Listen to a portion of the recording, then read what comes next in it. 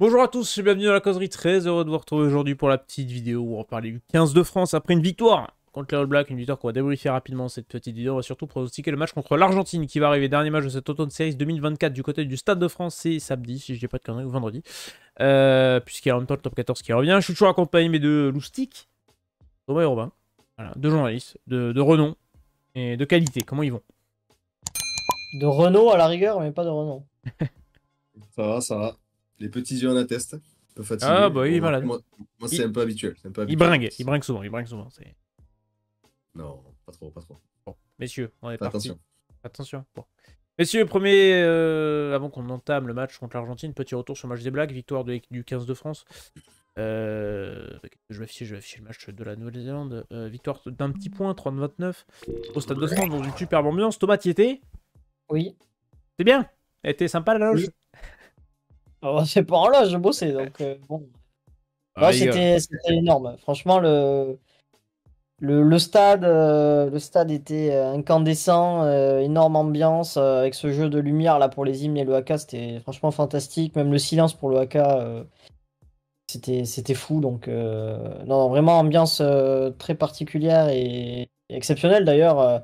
Les All Blacks l'ont souligné par l'intermédiaire de Scott Barrett, je crois, qui a dit que c'était complètement fou. Donc, c'est bien quoi. C'est bien, ça a une bonne image, c'est sympa. Et puis les gros travaux au Stade de France, quand même, ils nous promettent un bon jeu de lumière après ces Jeux Olympiques, c'était bien sympathique. Et puis ça a répondu à la volonté de Brian, qui dans la vidéo promo des All Blacks avait dit qu'il aurait adoré que le Stade de France se taise et ne fasse pas comme les Anglais. On l'a dit, on est meilleur que les Anglais. Et Brian doit faire une vidéo d'excuses d'environ 35 minutes pour cette blague. sur un des favorites. Mais bon. Et il la fera, vous le prouvez, il la fera. Il la fera. À 2000 abonnés, il nous l'a fait. Il nous la sort. Je lui laisse la caméra et il envoie. N'hésitez pas à faire votre retour dans les commentaires. C'est important les commentaires pour le référencement de cette chaîne. Likez, vous abonnez, nous donnez votre avis sur ce France All Black. 30-29. Robin, petit retour, petit match. Toi, tu l'as pas vu en loge. Bah écoute, non, je l'ai pas vu en loge. Moi j'étais au bar. Oui, mais t'es dans un bel état, on m'a dit. Bon, c'est pareil, hein. Mais oui, bon, toi c'est pareil, oui. Tu bossais, ouais. Mais non, écoute, oui, de toute façon, on en a entendu parler tout le week-end de cet hymne, du haka. Non, c'était bien. On a entendu parler, on a entendu parler de la victoire. Maintenant, si on doit parler du contenu en lui-même, il y a beaucoup à dire, je pense, sur cette équipe de France. Qui, ben voilà, je pense que si le match, tu le rejoues 50 fois, tu le perds 49 fois, quoi. Donc là, on est tombé au bon moment, mais moi, je suis quand même... je trouve que c'est quand même assez miraculeux si on sort de cette tournée avec 3 victoires sur 3, quoi. Honnêtement, vu le niveau de jeu affiché. Toi, t'es d'accord avec ça? Vas-y. Non, mais je te dis, maintenant, c'est une victoire contre les Blacks, on va pas cracher dessus. Hein, oui. 3e consécutive. Ça, c'est exactement historique. Thomas, t'es d'accord avec ça? Le résultat camoufle un peu le jeu compliqué. Oui et non. Miraculeux, on peut pas dire miraculeux. Encore une fois, c'est vrai que c'est un terme que je ne comprends pas. Si tu gagnes, c'est que tu mérites de gagner. Même si tu gagnes d'un point ou de 0,5 points, tu mérites de gagner dans tous les cas. En fait, oui, la première période des Bleus, tu t'en sors quand même très bien à la mi-temps. Hein. Bah, tu reviens qu'à -7, tu te dis, tu fais ça il y a 10 ans, t'en prends 40, quoi. Ouais, mais c'est surtout qu'en première période, la première période elle est quasiment catastrophique. Enfin, je veux dire, tout va mal, ton attaque, elle est inexistante, il y a pas de profondeur, il y a pas de... Enfin, tu mets jamais les Blacks en difficulté. Défensivement, alors là, c'est encore plus catastrophique. C'est vrai que je pense que Sean Edwards a dû s'arracher, non pas les cheveux parce qu'il en a pas, mais peut-être la moustache. Parce que franchement, la défense, déjà, t'as tout subi. Des montées défensives, excusez-moi du terme, mais suicidaires. Vraiment, il n'y a rien qui en a fonctionné. Et puis la mêlée qui a été bouffée, la touche qui a été mauvaise. Franchement, la première période, je pense qu'on s'en sort très bien. Après, en seconde période, il y a déjà un très bon coaching, faut le dire. Et ça n'a pas été simple parce que bon, Tatafou sort assez rapidement. Boudouin aussi, finalement. Et enfin, c'est Romain Taufifenua aussi qui rentre et qui ressort vite. Donc le coaching a été bon et surtout, je pense qu'on a profité du jeu des Blacks où je trouve que les Néo-Zélandais se sont un peu brûlés les ailes à trop jouer, à trop surjouer, à vouloir tout relancer. C'est tout à leur honneur et nous, ça nous plaît de voir du jeu et beaucoup de jeu. Mais ils se sont un peu cramés, je pense, et leur banc n'a pas apporté ce qu'il aurait pu ou dû apporter. Et il y a une chose qu'on ne souligne pas assez, que je n'ai pas vu dans les analyses, mais la sortie de Jordi Barrett très tôt dans ce match côté Black a fait très très mal. Elle a vraiment fait très très mal. Parce que c'est le couteau suisse. C'est lui qui régule, capable de jouer au pied, qui est puissant, qui est très adroit, qui est technique. Et sa sortie a vraiment, je trouve, déstabilisé aussi le jeu des Blacks. Et coup de chapeau à Jean-Jean Colomb aussi, qui a joué 70 minutes avec une gastro contre les Blacks. Ouais, fort. Alors que Robin a souvent la gastro et c'est pas joli. Et après sa calouette, on sait qu'il a un beau pied. Par contre. Ça, on le mettra pas sur YouTube, ça je te le dis. Non, t'inquiète. Alors, si je peux revenir sur ce que dit Thomas, franchement, tu peux pas me dire que... Alors oui, tu gagnes, mais tu peux pas me dire que tu as mérité de gagner. Tu as gagné, certes, mais si tu regardes le contenu de la rencontre, t'as pas mérité de gagner. Si tu me parles de mérite, si on va... Mais parce que sur le contenu et sur le jeu, t'as pas été au niveau d'une rencontre internationale. Comme je suis d'accord sur ce que tu dis, sur ton analyse, que la Nouvelle-Zélande a sûrement trop joué, en a sûrement trop fait, mais excuse-moi, s'il y a une des deux équipes qui devait s'imposer et qui méritait de s'imposer, si on parle seulement de mérite, pour moi, c'est les Blacks. Ça dépend, ils ont... Ouais, mais si tu regardes bien, ils ont joué quoi? Ils ont joué 45 minutes, les Blacks. Sur la scène internationale, c'est trop peu. Et encore, je te dis 45, c'est peut-être 40 minutes. Après, le match, il est plutôt pour les Bleus. Mais en tout cas, les Bleus ont peut-être moins bien joué, ont été moins précis. Mais en tout cas, ils ont été plus réalistes. Et ce que tu veux dans le sport, en rugby ou foot, c'est du réalisme. Et là, les Bleus ont su se servir des erreurs, des Blacks pour marquer. Et pour gagner, moi je trouve qu'il n'y a rien de miraculeux à cette victoire. Et au contraire, ça montre vraiment le caractère de cette équipe à ne rien lâcher. Quand je vois les dernières minutes des Français, franchement, ils s'envoient comme des chiens. Et là, tu sens que ils sont vraiment galvanisés. Après, oui, le jeu, il est un peu fébrile, quoi, quand même. Surtout que... Tu parles de réalisme, effectivement. Là, tu dois compter que sur ça, en fait, hein, quasiment. Sur un petit peu de combativité en fin de rencontre et oui, et un énorme réalisme pour t'imposer. On parle, Galtier prône le jeu de dépossession. Ah oui, là, tu peux pas faire plus dépossession. Hein. Non, ça c'est sûr. Ah, ça, je suis complètement d'accord. Mais parler de miracle, pour moi, c'est... Je te dis miracle parce que pour moi, ce match-là, comme je te dis, je pense que si tu le rejoues je ne sais combien de fois, tu le perds à chaque fois, quoi. Ah oui, non, mais sur le moment où tu le gagnes. Comme tu as dit, on a eu un réalisme exceptionnel et tant mieux pour les Bleus. Attention, hein, on va pas chipoter. On va pas cracher, on va pas chipoter. Pour une victoire contre les Blacks. C'est pas ce que je veux dire, mais si tu regardes le contenu, ouais, c'est. Il faut le rappeler aussi, les Blacks sortaient de 2 matchs très épais en Angleterre et en Irlande, où ils ont peut-être aussi laissé des plumes, mais ce qui peut expliquer aussi leur temps faible et cette seconde période qui est un peu plus endormie de leur côté, en sachant qu'ils ont perdu aussi Marc Téléa, qui est, même s'il y a une sacrée ligne de 3 quarts, qui est peut-être leur meilleur 3 quarts, et aussi Sam Cane qui est revenu à un très bon niveau. Parce qu'on a aussi beaucoup parlé des absents côté français, mais... il y en a quelques-uns côté Black. Ouais, et quels absents. Quels absents. Donc, ouais. Complètement, ouais, ça a dû y jouer. Ouais. T'as tout à fait raison. Avec notamment Louis Bilbiari. Qu'est-ce qui va vite ce con. 35 km/h, ça a été flashé quand même. Belle vitesse. Ah, j'avais demandé là. J'allais te demander. Mais 35 km/h à la pointe de vitesse. C'est impressionnant. Hein. Pas trop mal. La vidéo, là, et on l'a vu les vidéos où il vomit. Là aussi, ce sont des erreurs tactiques et techniques qui sont assez rares d'ailleurs des Blacks. en regardant l'essai de Bielbiarré. Il y a cette passe de Vaille. Alors c'est un peu à double tranchant parce que cette passe, si elle arrive dans les mains de Jordan, je pense que ça va au bout et le match y est plié. Elle est quand même un peu mal donnée et derrière, t'as pas de second rideau avec Sevoris qui honnêtement fait une très mauvaise saison. Enfin, ça fait longtemps que j'ai pas vu un bon match de Sevoris et qui a une espèce de caravane accrochée à son dos. Parce que même si Bielbiarré, c'est exceptionnel, il a une vitesse exceptionnelle. Je pense que Hardy Savea court plus vite que Sevoris. Donc, Ouais, il a de l'avance au départ quand même. Ouais. Je suis d'accord avec toi. Il a un bon 2,50 m d'avance quand même. Hein. C'est Ouais, dur. ouais. C'est impressionnant. Ouais. Le et- ralenti est quand même impressionnant.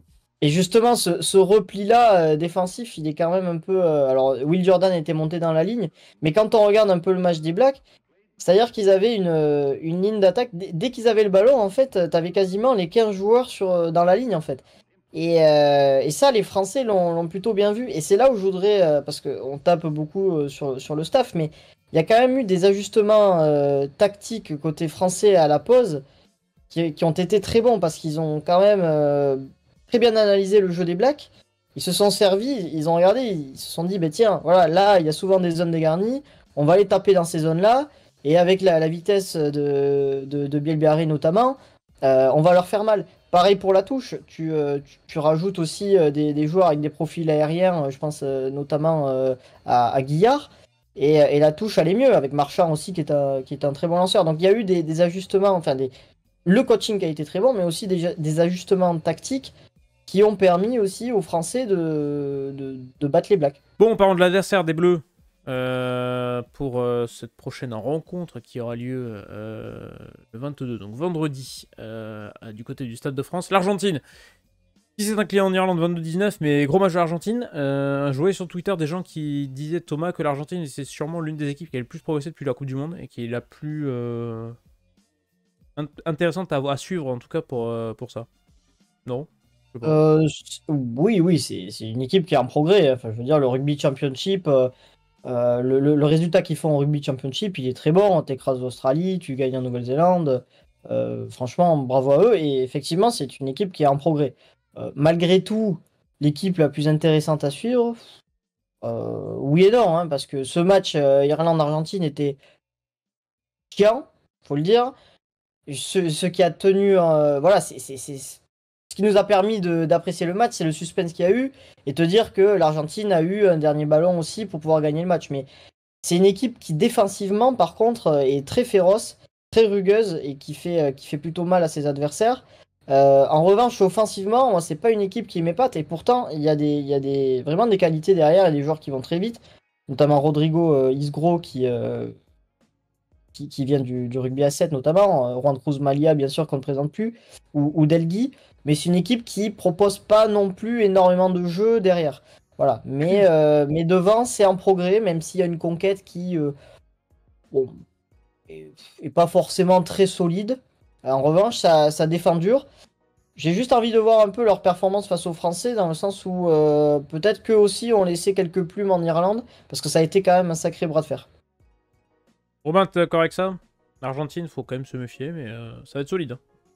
Encore une fois. Ouais, ils ont dû y laisser quelques plumes. Après, attention, on a dû en laisser quelques-unes aussi C'est vrai. sur le dernier match. Donc, ouais, c'est une équipe hyper combative hein, qu'on connaît pour ça, hein, qui a des qualités d'agressivité assez impressionnantes. Voilà, une équipe qui s'arrête jamais. Donc, ouais, je pense qu'effectivement, comme Thomas l'a dit, offensivement, il y a quand même du progrès à faire. C'était pas exceptionnel à voir. Heureusement qu'il y a eu ce scénario un petit peu surprenant, parce que sinon, on l'aurait pas mis au panthéon du rugby, je crois, ce match. En sachant qu'il marque un essai qui est d'ailleurs magnifique, mais c'est un essai individuel c'est un exploit individuel de Malia, donc ça veut dire aussi ce que ça veut dire, même si, encore une fois, et c'est là où je rejoins Robin, c'est que les essais aussi français sont pas non plus ultra construits.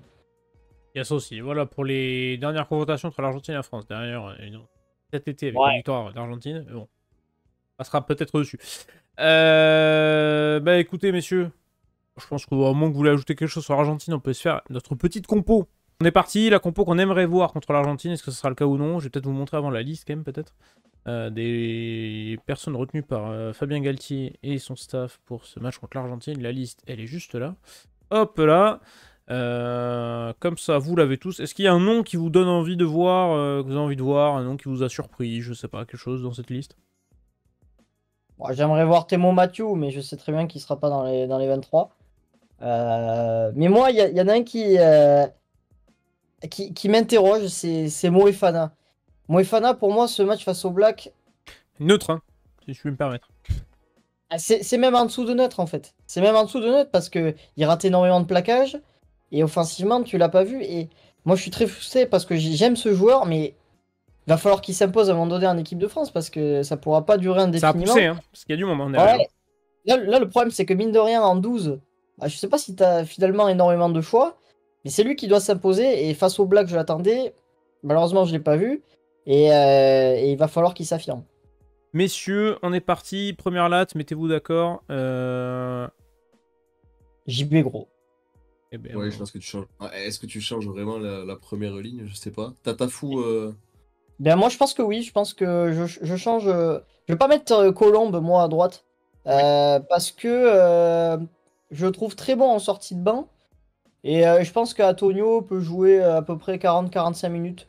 Donc je vais mettre, c'est mon avis, je vais mettre Antonio et Colombe, Colombe sur le banc. Je suis Romain. Ouais, je le suis, oui. Bon, si tu me mets Antonio, je suivrai. Et on laisse Movaka. Je joue partout, hein, d'ailleurs. Mais... On peut mettre Movaka à l'aile, on peut mettre Ouais, Movaka. on peut mettre Ouais, Movaka où on veut, mais il on va le être met. partout, ouais. On va le mettre en Il talonneur. va remplacer Galtier. Deuxième latte numéro 4, Meki. Ouais, Flamand, hein. Ouais.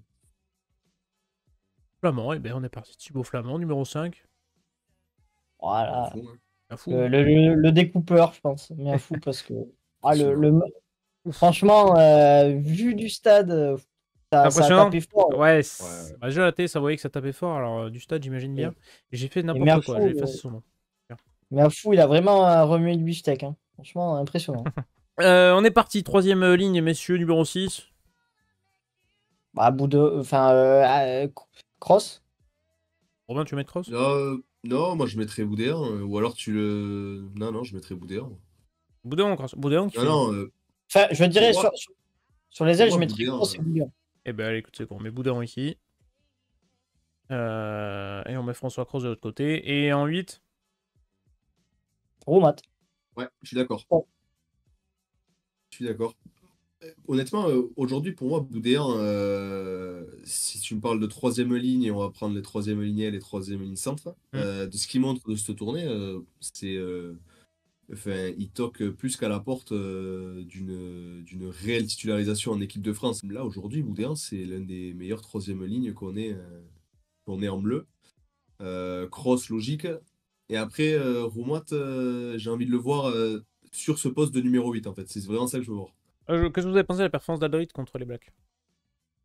Bah, en dessous, décevant. Décevant? En fait, il s'est envoyé. Il a pas triché. Je crois qu'il a une grosse stat de plaquage. Mais moi, j'ai regardé un peu ses déplacements. Et en fait, j'ai l'impression de voir un Grégory Aldrit un peu cramé, en fait, physiquement. Je l'ai vu beaucoup, les mains sur les hanches. C'est lui qui ouvre une porte, je crois, à Tamaiti Williams. Cette passe qui s'imposait pas pour Dupont, qui est intercepté par Roygaard et qui fait essai. Je sens qu'il est pas dedans. Et Fabien Galtier parlait beaucoup de forme du moment, pour évoquer notamment le cas Ramos-Jalibert.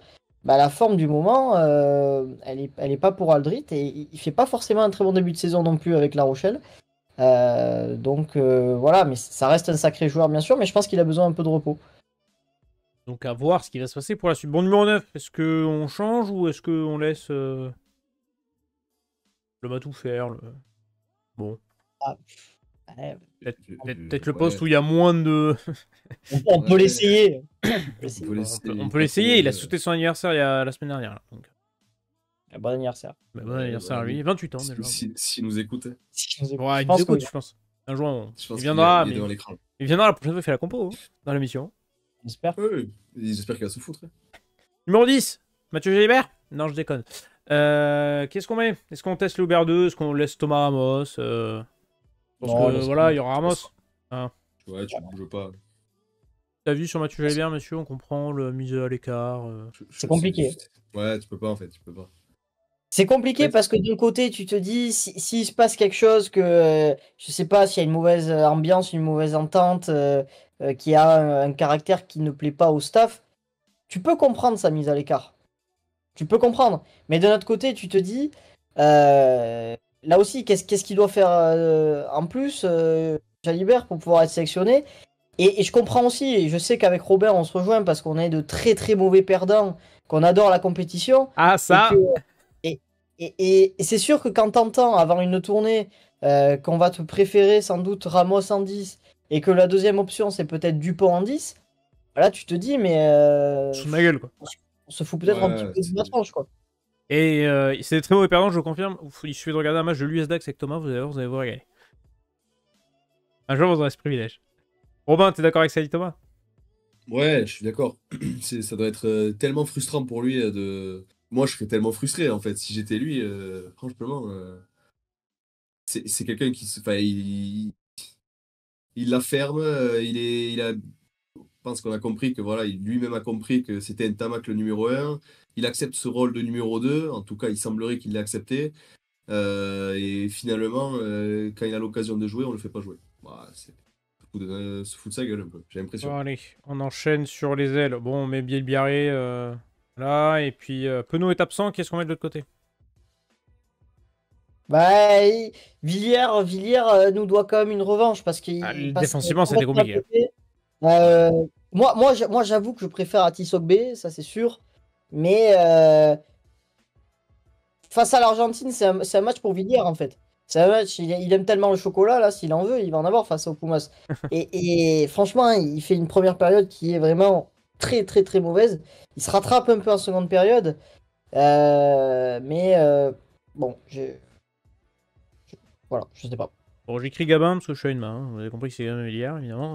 Robin, t'es d'accord avec ça? Match. Allez, première mi-temps, on va dire. Ouais, Un il peu m'a raté. convaincu. Ah, là, sur la Nouvelle-Zélande, Ah complètement oui, d'accord. Ouais. Non, Thomas m'a convaincu, tu vois, j'aurais. pas Ouais, Mikido. le petit Atisogbe, bon. Gabin de Mais non, blessure. C'est quoi, c'était au dos? mais non, non, effectivement, il a raison. S'il y a bien un match pour Villiers, c'est quand même contre l'Argentine, quoi. Il va se faire plaisir, Bon, je qu'est-ce qu'on pense. met? Paire de centre. Tu veux revoir moi et Fernandez, Thomas? Et oui. Quoi. Tu me mets qui? C'est ça le problème, c'est C'est tu mets ça. qui? Pour l'instant, il y a trop de blessés. Sûr. Et en 15, on laisse Buros, qui a quand même fait pour une première, on l'a un peu envoyé au charbon.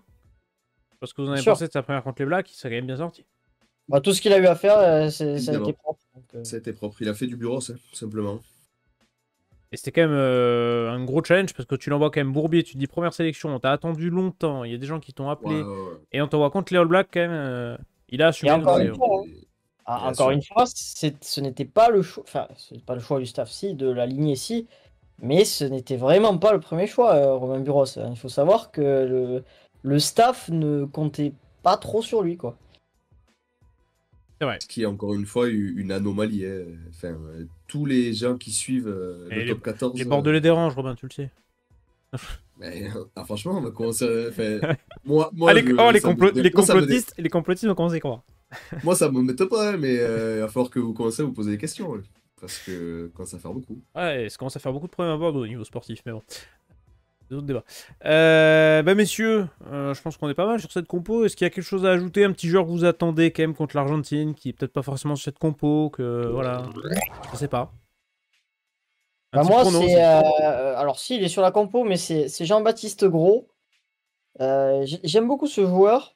Et là, voilà, face au Japon, il a été solide. Face au Black, il a un peu subi en première période, mais je trouve que c'était un peu plus à droite où ça tanguait. Mais par contre, c'est un joueur qui s'envoie terriblement en défense, qui n'hésite pas non plus à porter le ballon. On pouvait craindre à ce poste-là, après la blessure de Baye. Et au final, Gros, franchement, est plus que fiable. Donc, petit coup de cœur, on va dire. Robin, Et gros cœur même. un gros cœur. Excellent, j'aime bien. Bon, pour finir, petit prono. Cette rencontre. Bah, je pense qu'il va y avoir des points quand même.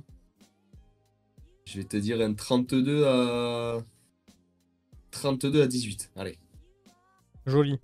Thomas. 29-15.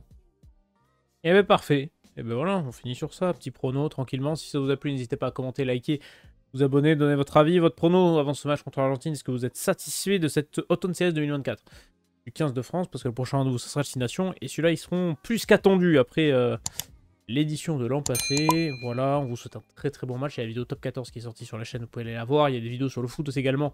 On a fait les promos de la semaine, on est revenu. Il y a eu plein d'actualités niveau football français, notamment avec la DNCG. On vous souhaite un très bon week-end de rugby.